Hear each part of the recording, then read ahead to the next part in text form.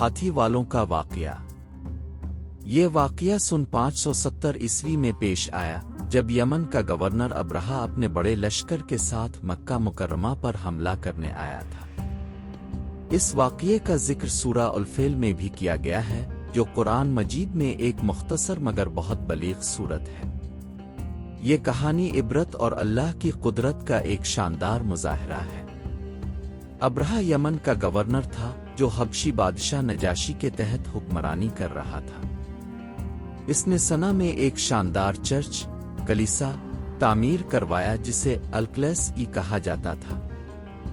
اس کا مقصد یہ تھا کہ عرب کے لوگ خانہ کعبہ کو چھوڑ کر اس کلیسا کی زیارت کریں، لیکن عربوں نے اس چرچ کو کوئی اہمیت نہیں دی، بلکہ کچھ روایات کے مطابق ایک شخص نے اس چرچ کی بے حرمتی بھی کی۔ یہ دیکھ کر ابرہہ کو شدید غصہ آیا اور اس نے مکہ مکرمہ پر حملہ کرنے اور خانہ کعبہ کو تباہ کرنے کا ارادہ کیا۔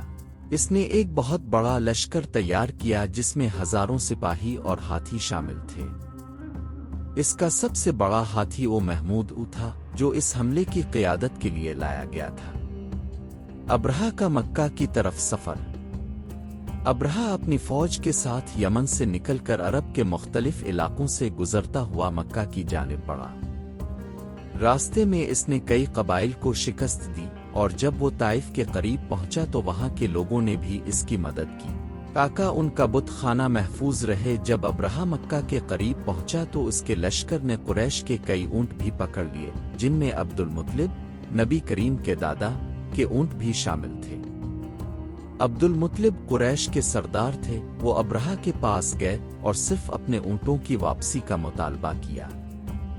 ابرہہ حیران ہوا اور بولا، میں تمہارے مقدس گھر کعبہ کو گرانے آیا ہوں اور تمہیں اس کی کوئی فکر نہیں۔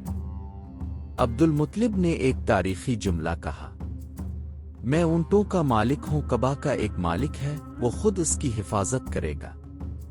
ابرہہ نے عبد المطلب کے اونٹ واپس کر دیے، مگر وہ اپنی فوج کے ساتھ مکہ پر حملے کے لیے تیار ہو گیا۔ اللہ کی مدد اور ہاتھیوں کی ہلاکت۔ جب ابرہہ کی فوج نے کعبہ کی طرف بڑھنا چاہا تو اس کا سب سے بڑا ہاتھی وہ محمود آگے بڑھنے سے رک گیا۔ وہ جیسے ہی مکہ کی طرف رخ کرتا بیٹھ جاتا، لیکن جب اسے کسی اور سمت لے جانے کی کوشش کی جاتی تو وہ فوراً چلنے لگتا۔ پھر اللہ تعالیٰ کی طرف سے عذاب آیا۔ آسمان سے ابابیل پرندے آئے جو اپنی چونچ اور پنجوں میں چھوٹے چھوٹے کنکر لیے ہوئے تھے۔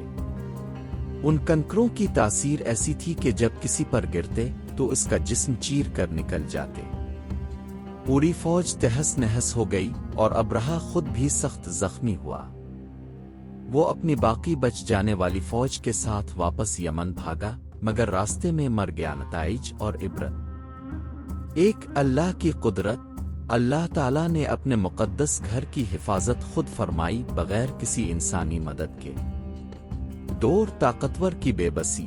دنیاوی طاقت، بڑی فوج اور ہاتھی بھی اللہ کے عذاب کے آگے کچھ نہیں کر سکے۔ 3 اہل مکہ کی عزت۔ یہ واقعہ پورے عرب میں مشہور ہوا اور قریش کو مزید عزت ملی کیونکہ اللہ نے ان کے شہر اور کعبہ کی حفاظت کی۔ قرآن میں سورہ الفیل۔ یہ واقعہ اتنا اہم تھا کہ اللہ نے اس کا ذکر قرآن میں سورہ الفیل میں فرمایا۔ ترجمہ: کیا تم نے نہیں دیکھا کہ تمہارے رب نے ہاتھی والوں کے ساتھ کیا؟ کیا اس نے ان کے مکر و فریب کو ناکام نہیں بنا دیا اور ان پر جھنڈ کے جھنڈ پرندے بھیجے جو ان پر کنکر برسا رہے تھے، بس انہیں کھائے ہوئے بھوسے کی طرح بنا دیا۔ نتیجہ یہ واقعہ قیامت تک کے لیے عبرت کا نشان ہے کہ جب اللہ اپنے گھر اپنے دین کی حفاظت کرنا چاہے تو دنیا کی کوئی طاقت اسے نقصان نہیں پہنچا سکتی۔ اس واقعے کے چند ہی ماہ بعد نبی کریم کی ولادت ہوئی، جس نے دنیا میں سب سے بڑی تبدیلی برپا کی۔ یہ ایک ایسی کہانی ہے جو ایمان کو مضبوط اور اللہ کی قدرت پر یقین کو بڑھا دیتی ہے۔